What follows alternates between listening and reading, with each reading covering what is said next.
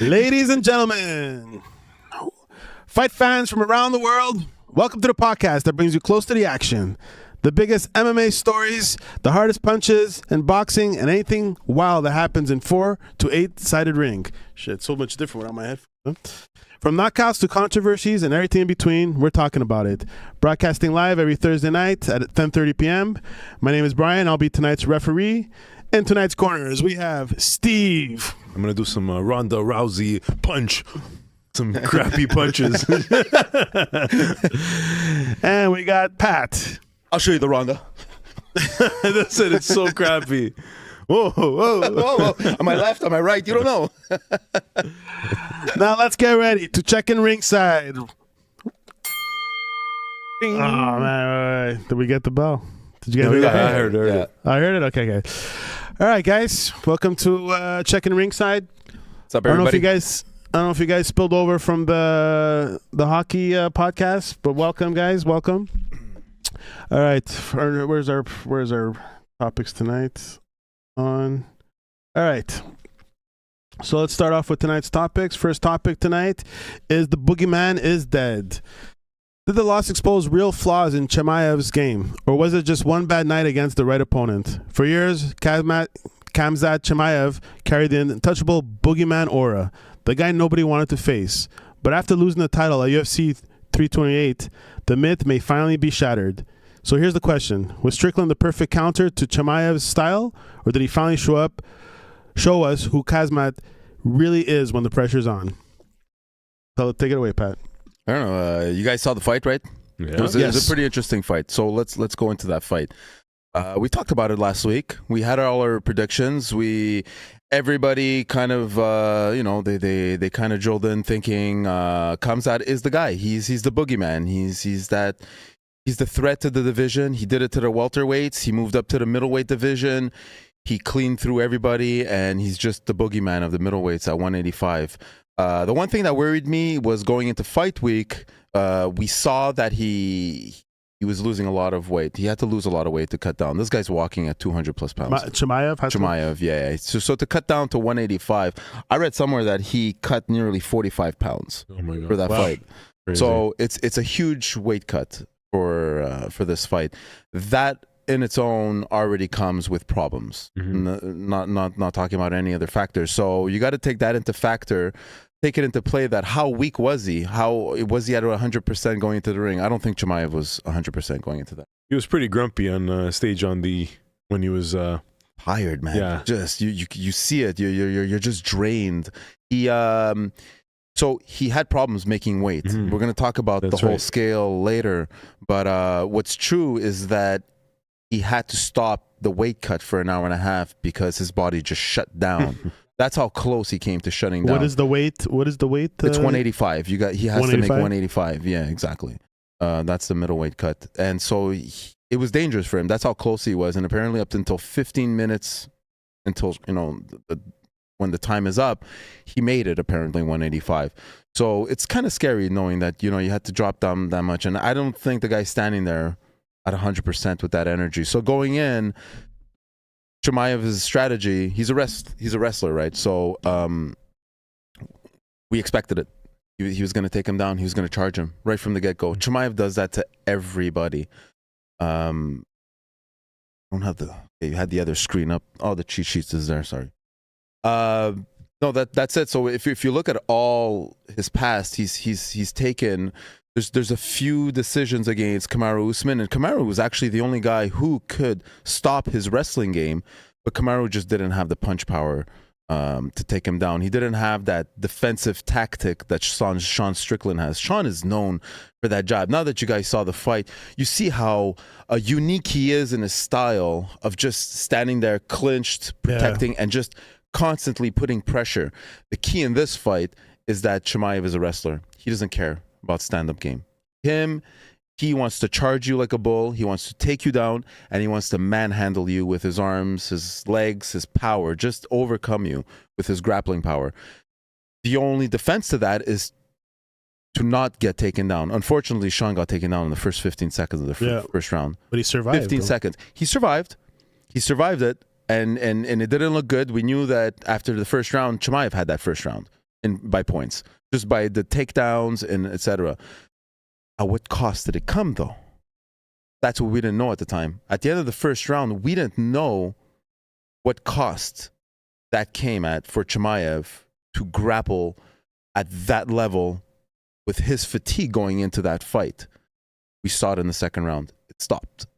No more wrestling game. He stopped. Sean had the second round. He got points on that second round, so right now we were at 1 round apiece. The third round, again, no take. There was a few takedowns. He took him down. There was other takedowns. There were other takedowns in the third round. He did take him down, but it wasn't controlled takedowns. So he's getting points. He's getting the win of the round because he got more takedowns and Sean didn't knock him down or didn't, he's not getting points on the other end. But Sean just had to stay in the match. That's all he had to do.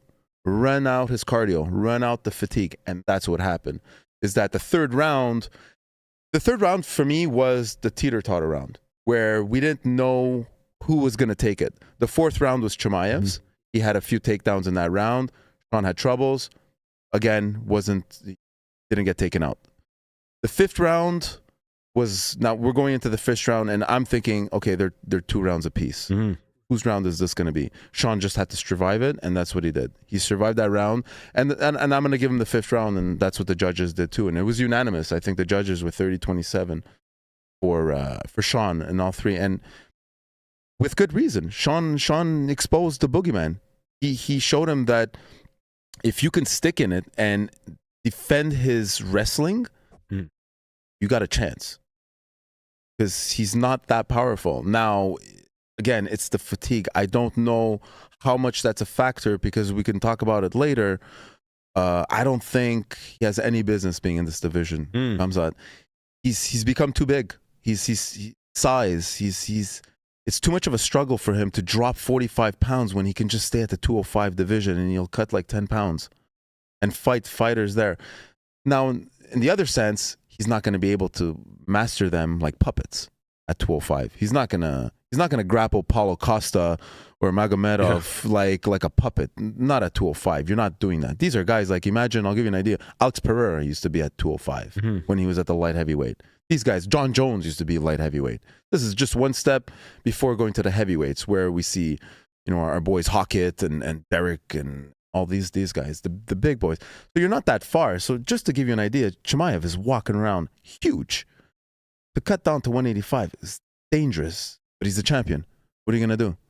Sean is number 1. You got to defend the title. You got to do what you got to do. I think he had doubts going into the fight.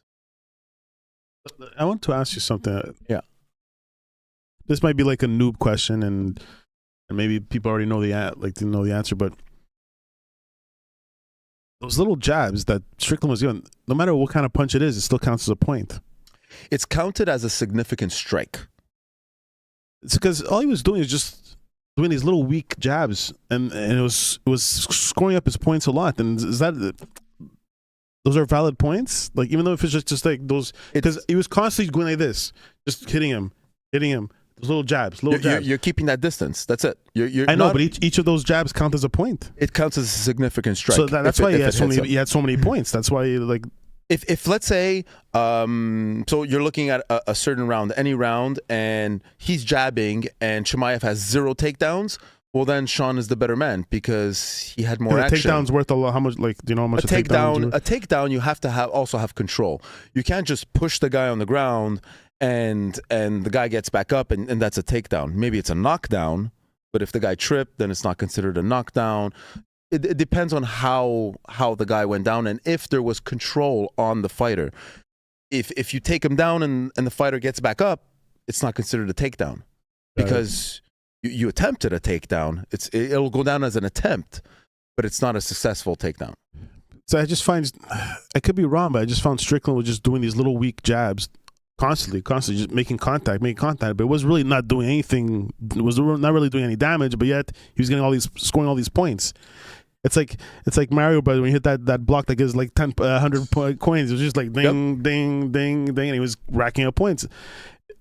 Isn't that like a little misleading? Like when you're counting the points, like, oh, Strickland got a lot of punches, but They were weak. They're like taps. They're just like little taps. I agree. It depends the way you look at it. I mean, the judges are looking at the significant strikes, but in this case, in this fight, you're overlooked also by the takedown. So you're giving those strikes, but if Chimaev, and it did happen, Chimaev will just take him down and hold him down for 30 seconds, a minute and a half. Those are takedowns. So now his significant strikes, he lost the round. He could have had 50 more strikes in that round, but because Chimaev had him on the ground for a minute and a half, 2 minutes, he wins like you said, the round. Chimaev only did that in the first round and maybe a bit in the later on, but mostly they were standing most of the third. Yeah, they stood for most. You saw that Chimaev knew he couldn't spend 5 minutes each round attempting on the floor and reattempting. It takes a lot of gas to wrestle someone. And especially a guy like Strickland who's got strong legs, a good center balance. To take him down is one thing, to hold the bear down is another. And so if you go back up in the first round and you have to attempt it again, you got less juice. And the third time you got less juice. That changes your game plan. Your psyche changes in the second round. He ended up on top a few times. He did. He did. He switched it up, yeah. Yeah, like that, there goes the game pretty much. That's it. Right there. Like, was it the second round that started happening, type of thing, yeah. So, and even Chimaev was striking second round, but you saw his striking was less effective. He wasn't sure. And you say those little jabs, but look at his face. Look at Chimaev's face. I mean, that was all straight jabs. There was no uppercuts or strong. Like I didn't see any strong. Was there any? I don't remember any big hits. There was no big hits that took Chimaev down. No. Yeah, I just want to quickly. Well, is that it for? I just want to quickly find like a clip of just constant little jabs, and yeah, that's when he took it down. Man, that's a scary situation to be in when the guy's on your back. But Sean is so good at controlling this. And if you ever notice, Sean is never standing directly in front of the fighter. He stands outside the pocket, either on the left or on the right. So he's not eagle-eyed, he's always face up. He's always off. He's always off. So it forces the fighter to shoot off angle. And because Sean's outside of the pocket, he catches him on the side. That's one of his strategies, Sean, that his stance is outside of the center pocket. He broke his nose. Yeah.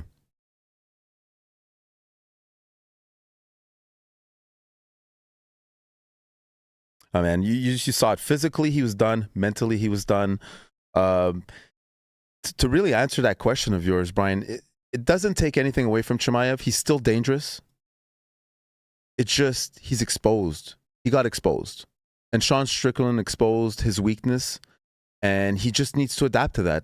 I don't think it's the end for Chimaev. I don't think Chimaev is going to even confirm that he's not going to come back to 185. It's done. That confirmed it for him that he can't risk his health doing that. And probably the best move for him. So do you agree with the decision? Like Strickland won that fight? Yeah? Absolutely. Yeah. And he definitely exposed his game. Okay, we want to move on? Yep. All right, let's do it. All right, next. One-arm bandit. Does fighting under those conditions make Strickland even tougher, or was stepping into the cage too risky? Just 4 days before the fight, Sean Strickland reportedly suffered a grade 1 AC joint separation and skipped warming up backstage out of fear his shoulder would pop out.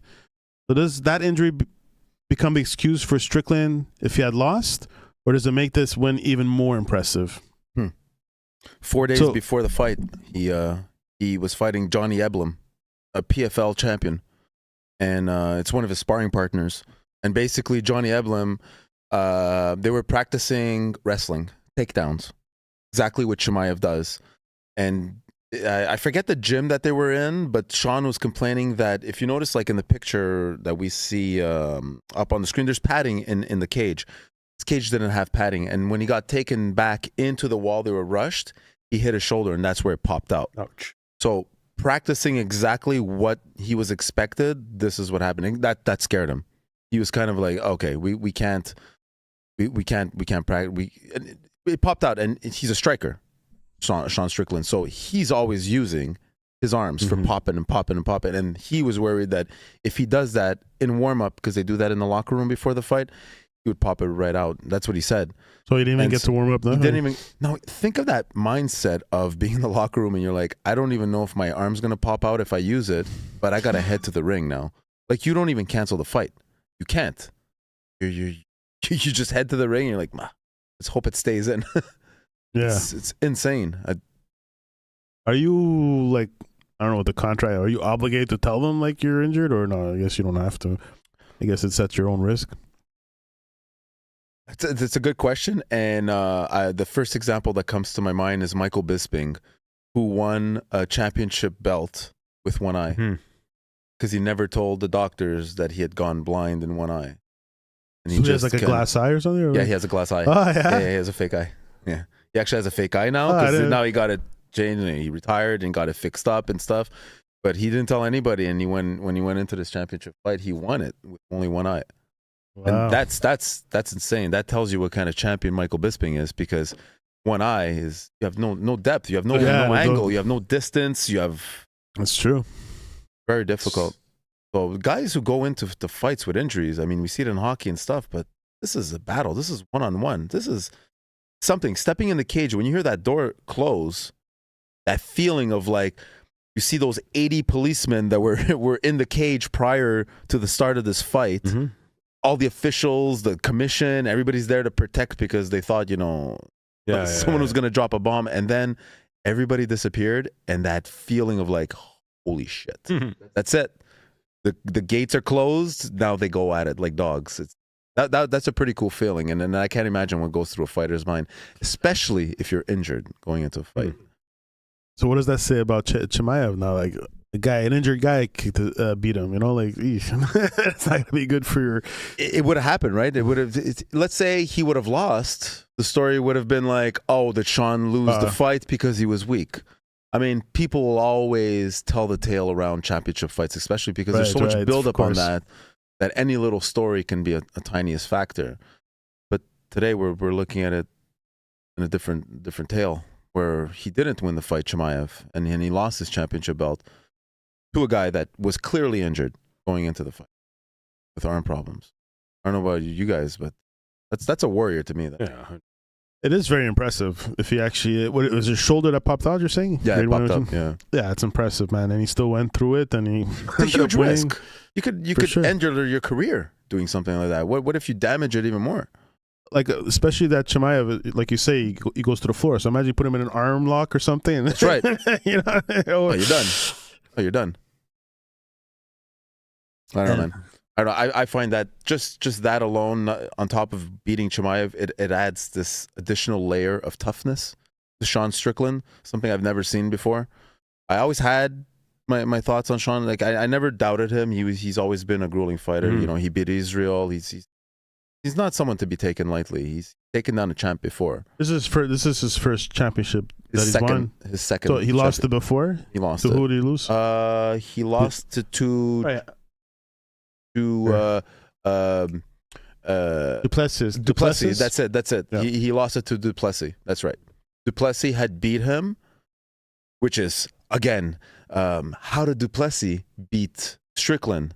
Now that you've seen Strickland fight the boogeyman and beat the boogeyman, can you believe that DDP beat Strickland? And yet DDP had a hard time against Chimaev, because DDP is kind of like Strickland.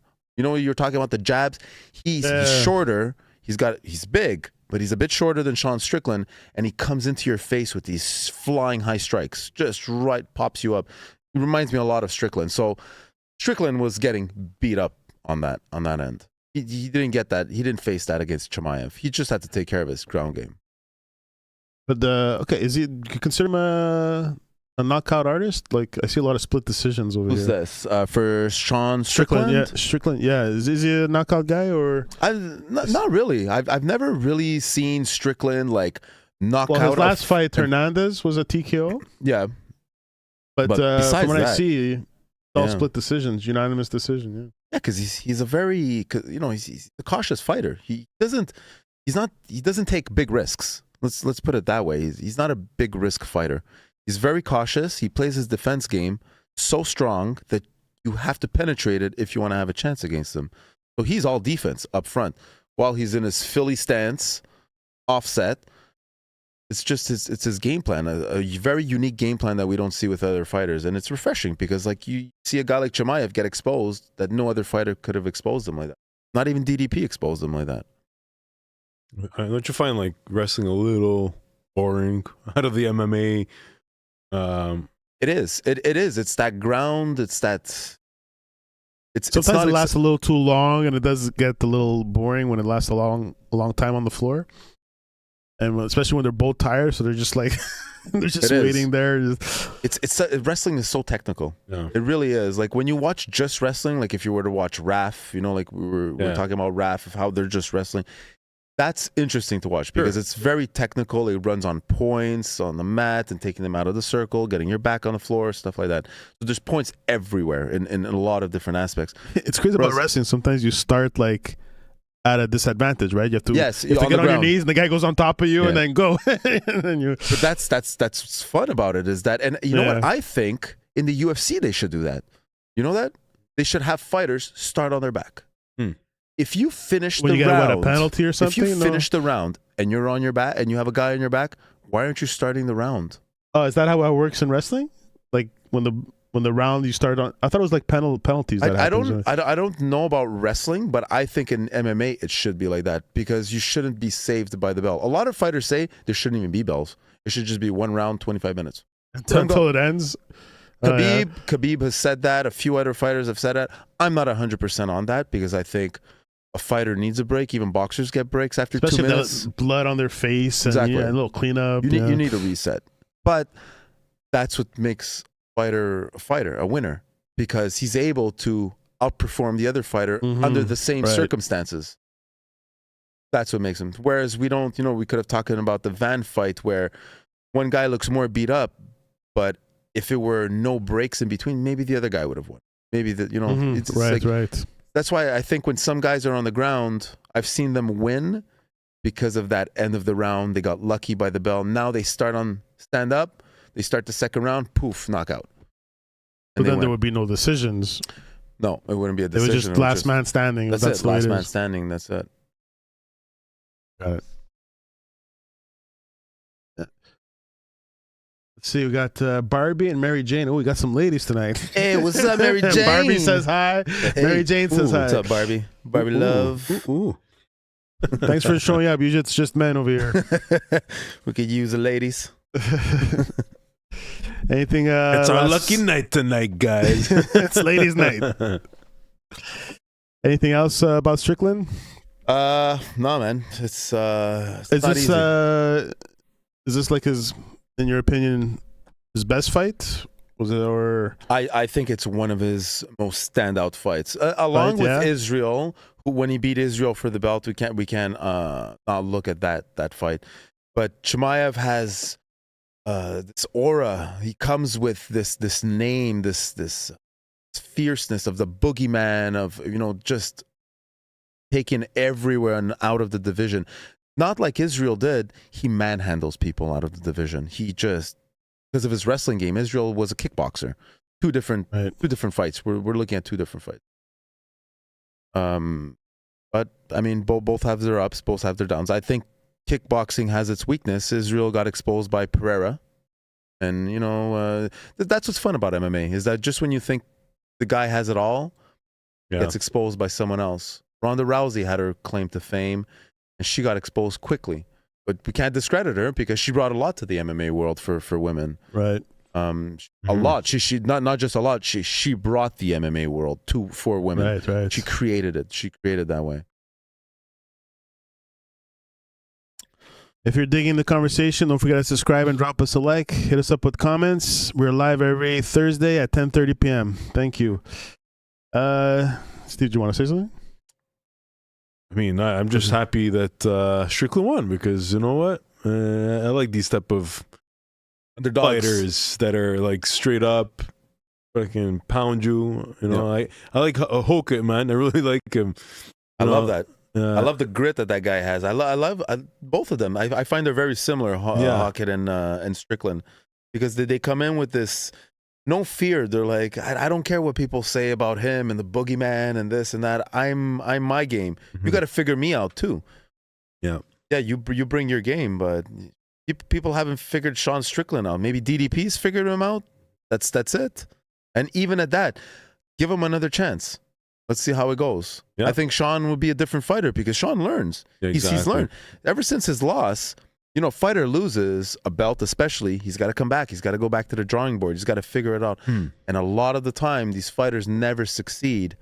Not as quickly. They don't come back as quickly. It takes them a few fights. Sean just has won every fight ever since the DDP fight until this deserved. It was well deserved. I was trying to find was it this one? I think it's no secret that Strickland's a bit like on the MAGA, or he's very political, or he says like things off his mind. I think a reporter asked him about maybe you should like watch what you say, that you're scaring away your sponsors, you would get other sponsor, and he's like, fuck Nike. He's like, fuck those guys. They make kids make their shoes. Fuck them. He's like, yeah, I don't give a fuck about those guys. That stock has tanked like crazy, by the way. The Nike stock? Oh, really? Mm-hmm. Was it this one? He's so real, though, Strickland. He doesn't give a shit. You know what it is, dude? We live in a world right now where we're being like forced to conform to ideologies and and say, you know what, man, I love freedom of speech. Draw any picture of Muhammad you want. Like, they don't do that. They come here and they actively try to change their country to our country. They try to change it to their country that they left that fucking sucks. And it's just a damn shame that we have these fucking liberals that keep promoting that idea. If you want to go have Sharia law and you want to go cover up your wife and put her on a fucking towel and a blanket, go back to your Yeah, so he says this stuff, but then after the fight, he's like, oh, guys, I didn't mean what I said. But shitty fucking he country. does that. We're not doing this shit. He has a lot of regret in what he says. It's not the first time he'll do like, he'll say shit like this. That's why now I'm starting to catch on. I bought into it last week, and now I'm catching on to that. Even when you get religion involved, which you shouldn't, it's all a joke. There's no seriousness in this, and I'm glad that Kamzat kind of took it well, because usually these guys don't take that religion shit very well. We saw with Khabib and Conor, when Conor shit on his dad and his religion, Khabib was sorry, like, who? Khabib, no, Conor McGregor did that? Yeah, he did it with Khabib before their fight, their famous fight, and he basically shit, on his religion and all that, and that was like, Khabib was like, that's a big no-no. You don't, like, I'll kill you for that. Wanted to tear him apart. Yeah. He told him in the ring, like, I think he's like, where's your God now? Just as he's punching him and just like, what do you have to say now? Pah, pah. Just he destroyed him. Oh man, that is the ultimate hatred. That will never be WWE, the hatred that Khabib and Conor. That was pure, 100% pure. And even today, you put those two in a room and it will be the same outcome. You cannot. Yeah, this is the one This is the one I was.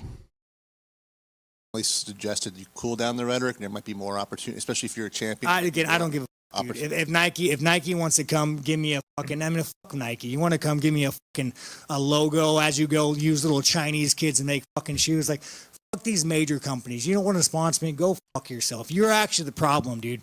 Your DI initiatives. Like, I don't give a fuck, dude. I don't want you to be a rich man. You can't disagree with him.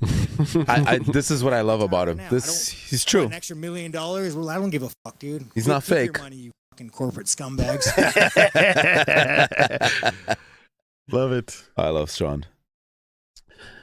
All right. So next topic. Let's move on. All right.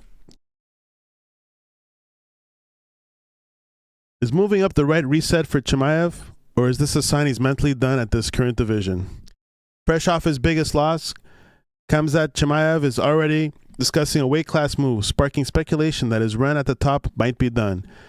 And that's the tell right there. Do fighters move up to reset and rebuild, or is jumping ship the clearest sign someone's mentally checked out?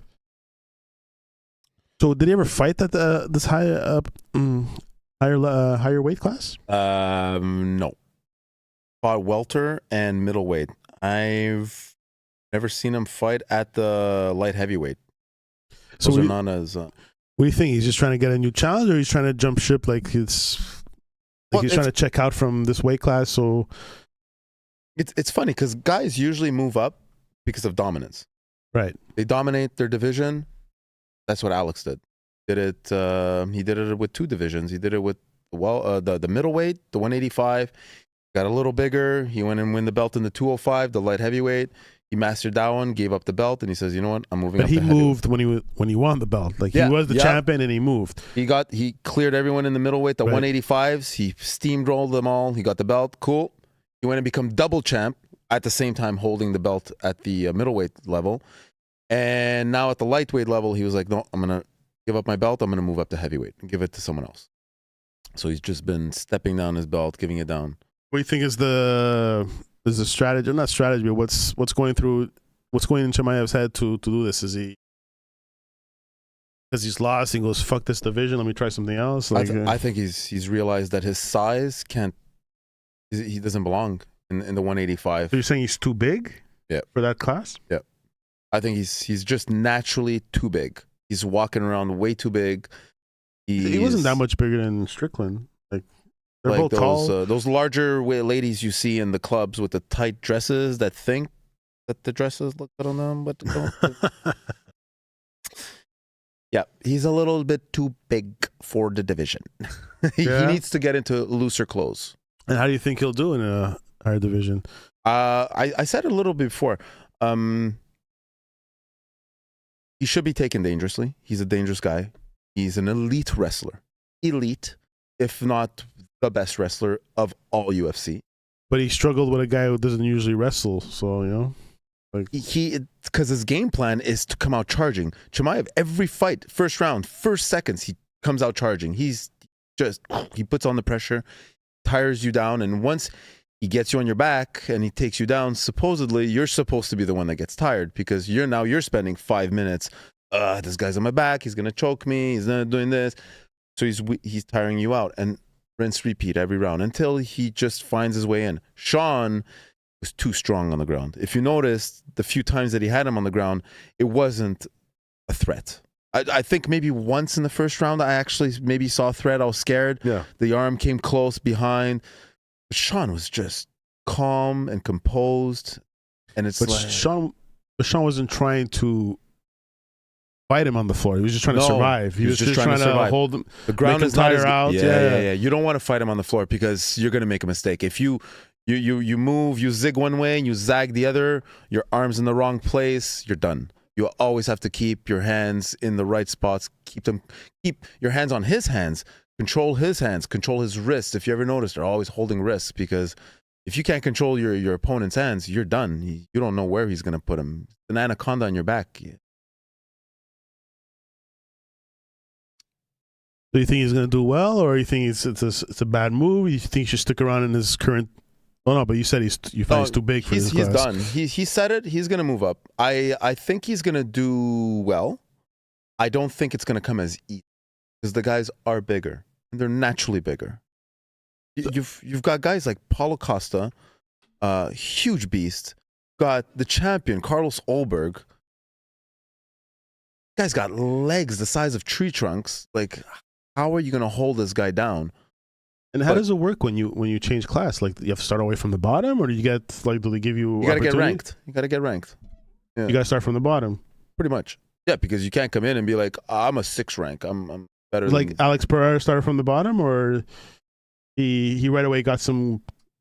So we've talked about this, right? The UFC is not an official commission. Yeah, the UFC exactly. has their own ranking system, Right? and ultimately, the UFC is not obligated to go by their ranking system.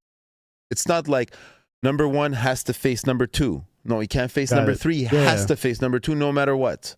It's not like that. So I think what happens is that he comes in and they fight him a best fit fighter, whether he's ranked 14 or 10. They'll matchmake and they'll matchmake. And usually the In matchmakers are terms very of good. what brings in The the most crowd. money, Yeah. what brings in the crowd, and what is and you got to think not only making money for Alex Pereira or for Chimaev or just for the UFC. It's what makes money for everybody. Like what brings in the crowd, like his opponent. You don't want to kill that opponent too, because then you're going to kill people in the division. You don't want Chimaev to come in and just steamroll through everybody. That's going to suck. Because now, once he goes up, then what does everybody else do? Oh, now we're all going to be second best champions. Oh, that's Right. Well, we've seen that, and that's not good. That's why guys like Alex Pereira are like, okay, I'm done. You saw me. I'm not coming back. Go have fun. I shouldn't have done that. It's almost like I proved my point. I'm out. I am too big. Like the guy was fighting at 185, Alex Pereira. Have you seen him the way he's looking now? I see him standing now, and I'm like, how the fuck? How did you weigh under 200 pounds? The guy's he looks 270. Jacked 270. Like it doesn't make sense how much weight he's put on in this past year and a half. It's insane. Really? Insane. So it's good. I think he's gonna have a good time. He's gonna move up. Yeah, Huge. There's a risk. He's legit. He's fucking huge. Oh man, you gotta find one recently. Sean O'Malley. I should have put it in the assets. He said this week, he was like, has anyone ever seen Alex Pereira's fucking ass? He's got a bigger ass than my wife. Oh, He is. Oh man, you gotta. No, you gotta find one. Alex Pereira and Donald Trump. Is that real? That's not real. Expectation. No. Donald Trump was like, "Oh, these are big hands." So the one in the smoke. The smoke. Right go low to your left. No, This one. right there. So that one was from the White House card. That gives you an idea. Just look at his arms, how thick they are. His forearms. That is compared to like oh man, he's got to be standing 250, 260. He's massive now. 242. This is when he was small. 242. Yeah. 205, 230.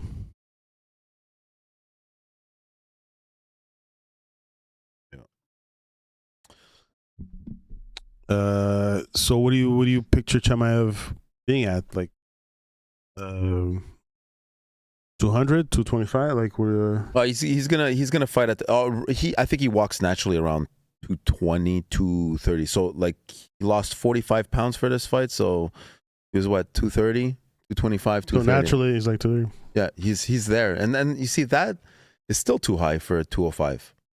So he still has to cut weight. So 230 is a heavyweight already? 225, I think, is the heavyweight. Is that heavyweight? Yeah, as a 225. Yeah. There's a lot of good fighters in that. Yeah, there is. Well, it gets exciting. It's a total different thing. You know, we were talking about how the Mighty Mouse division, it's a different game. They're tiny, they're cut, but it's quick striking. Whereas now you get up into this other grade where the middleweights aren't fighting like the light heavyweights. They're more stand up. They're big guys. Alex Pereira, when he was standing there, no one's wrestling. It's leg kicks. It's these big strikers, these big tall guys. Carlos Olberg, Paulo Costa. These are all stand up guys. So Chimaev is gonna have to have his run in with a few guys. It's not gonna be easy at all. I don't think he's gonna ragdoll these guys like he was used to in the other divisions. I'm gonna be curious. You're saying usually the heavier the guys, they don't really go to the floor that much. Is that what you're saying? No, it's just the way that the guys are in the light heavyweight division. They're not wrestling guys. They're not wrestlers. The wrestlers that we see are the Chimaev. They're more the stand-up brawlers. Like especially in the heavyweights, that's even more. Now everybody's standing up. So in order for you to be different in the heavyweight division and not be a Derek Lewis or a Tai Tuivasa where you're just a big sack of rice, just, you know, throwing, and the first one who gets his chin, you know, you go down. It's not as technical, those kind of fights. So you got a guy like Alex Pereira compared to Tai Tuivasa, no skill whatsoever. Like it's day and night. Yet they're in the same division. So there's going to be a bit of a separation now in the heavyweight division, especially. But the lightweight, it's going to be interesting to see how this comes apart. I always like Paulo Costa. He's one of my favorites there. You like him, I like him. He's an interesting fighter. He's ranked at 7th or 9th right now. Mm-hmm. He had a loss not too long ago, but I think he's on a little win streak right now, 1 or 2 fights in a row. Surprisingly, because no one really expected him at this age to really still be. He's kind of like that second. What do you call it? That resurgence, that that comeback, that second wind fighter. Where at his age, he's 36, eh? Yeah, so he's like Israel Adesanya. When you get beat again, you come back for another run. Like it's a risk, man. Three losses, like you can't do that. It's gonna keep hurting. At 36, 37, gets another loss. Paulo Costa. What are you doing? You're kind of start hitting that age where you're gonna start putting your gloves at all the ring. Got no choice, but. He's got a few good, interesting guys in the division that are going to keep him on his toes. It's going to be interesting. All right, move on. Last topic. Yeah, let's do it. All right, the Chimaev legitimately make weight, or does the UFC need stricter oversight and accountability to avoid these controversies in the future? UFC 328's weigh-in sparked major controversy after fans, including Strickland, accused Khamzat Chimaev of cheating while making weight on the scale. So let's cut through it. Do we actually believe what we saw, or is it time the UFC tightens up there's procedures so nobody has an excuse to cry foul? So I am not aware of what's happening. Maybe Pat, you can clarify what this cheating is. Assets, the only thing I uploaded. I want to start off by showing this video so we can all see exactly what happened that day on the scale. And I got to say, Brian, I'm very impressed with the way you're saying his name. You're getting a lot better with Khamzat Chimaev. I know. Huh? You are really flowing through his name now. Well, tonight you're really testing me. You're really good. You programmed that name into your head very well. Well, you said it before. I was like, wow, you sound good. I just want to show everybody my little notes over here. But in the beginning, I went to Google. Mm-hmm. Oh shit! And I got the phonics of it right. Khamzat Chimaev. Chimaev. That's what you need to do, eh? Unfortunately, yes. That's good. So yeah, there's this Brian's gonna pull up this video now, but you're gonna see in this video it's Chimaev stepping up on the scale, and what happened is that the commission calls out the weight, but they call it out too quickly. He's gonna say 185. Oh, while the thing's still the thing is still moving, and that's where people were like, "Hey, whoa! Why did they say 185 if we're still seeing that thing going up and down? Like it shouldn't. It's a manual scale. You give it time." Mm-hmm. Okay, let me rewind it here. All right, so this is the video showing that? Yep. Do we need volume maybe to make it... Yeah. I think you had the volume on. He's going to say it. He's going to say, whoa, like in slow motion, so we can still see the scale moving. So no one's touching. It's still moving. It's going down. And it's still going up. And it's still going up. Yeah. And he steps off. The official weight for Khamzat Chimaev. And with that, your UFC 328 main event is now official. Bye-bye. So yeah, that was a little controversy. Now, had this fight played out differently, would have been a lot of... Would it have been a lot of... is it cheated? It's exactly. Now, I don't know what happens in something like that. Like, if let's say he would have won, like, can they go back?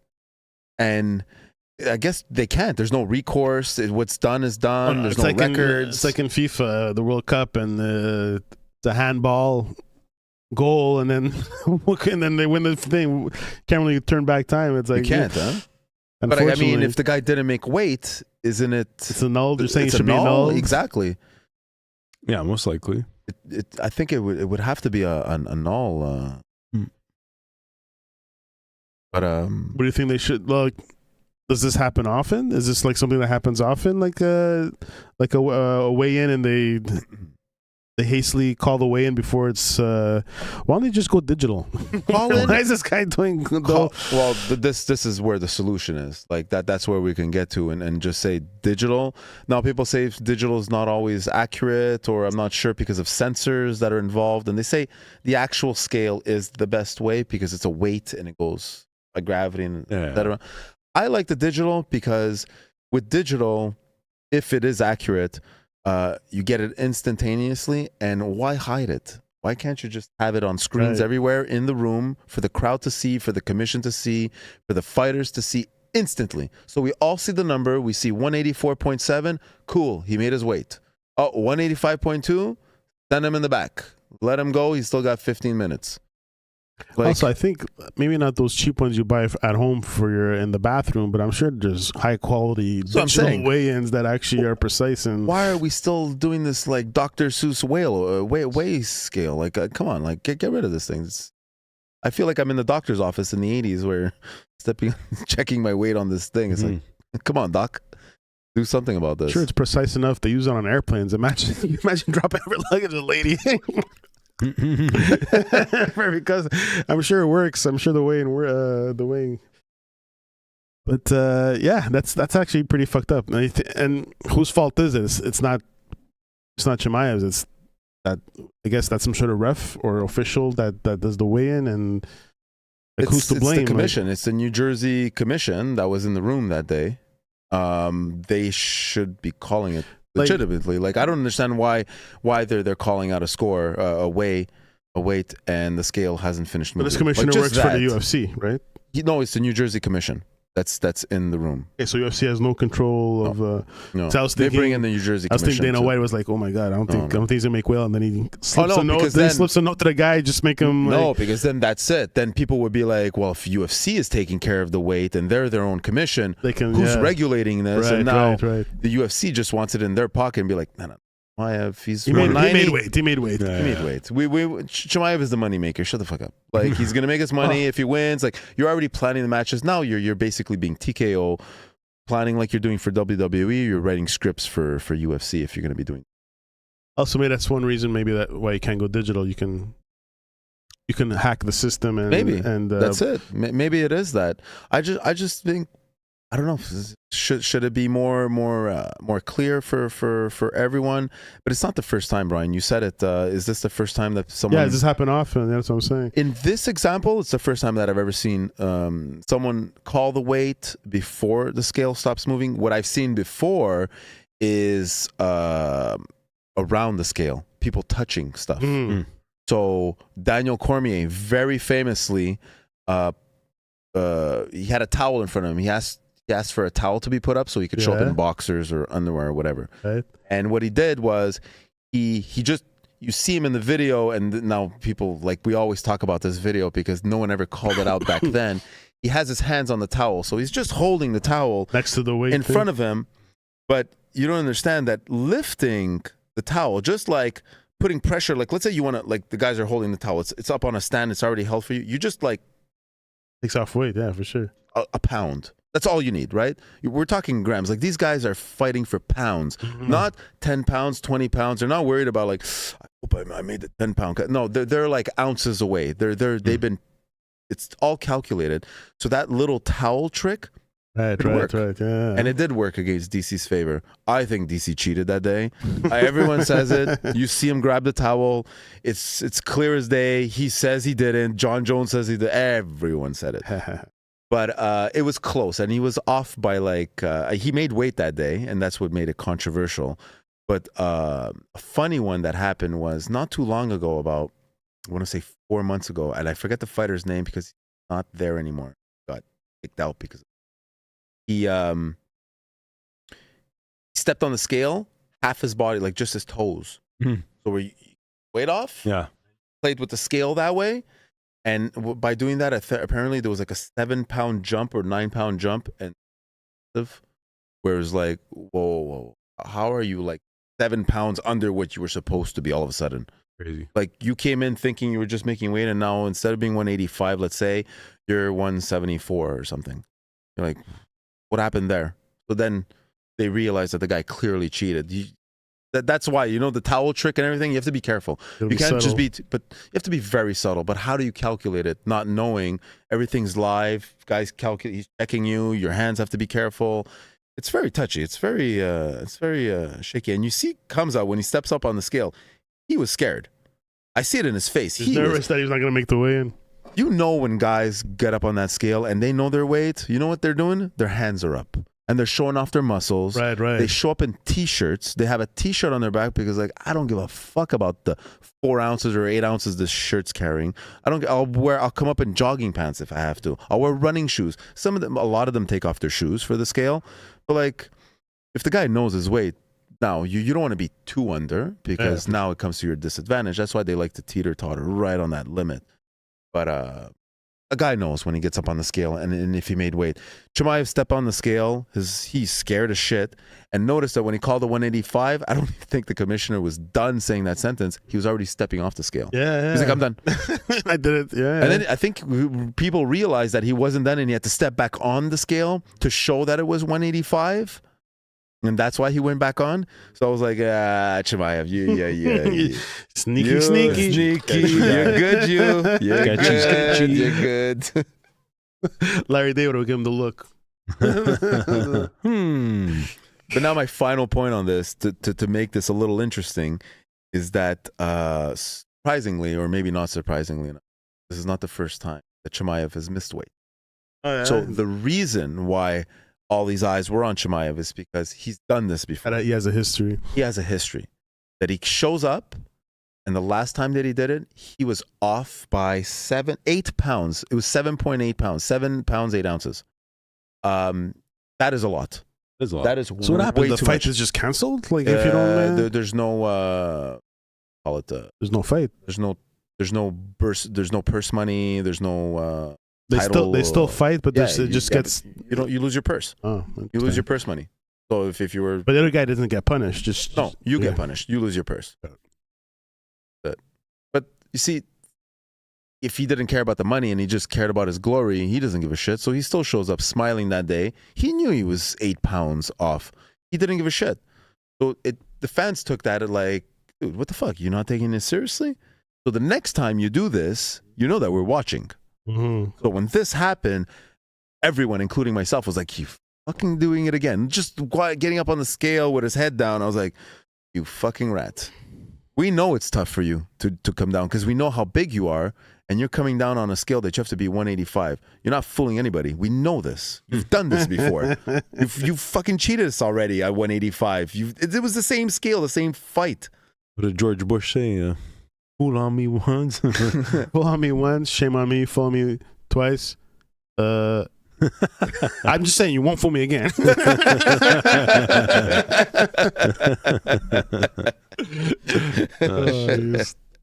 You're so dumb. It's so funny. He was good.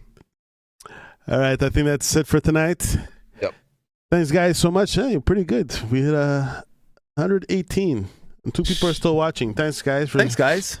Thanks so much for tuning in. Can't wait to break down more UFC moments with the team next episode. Until then, stay fired up and keep loving the fight. Have a good night.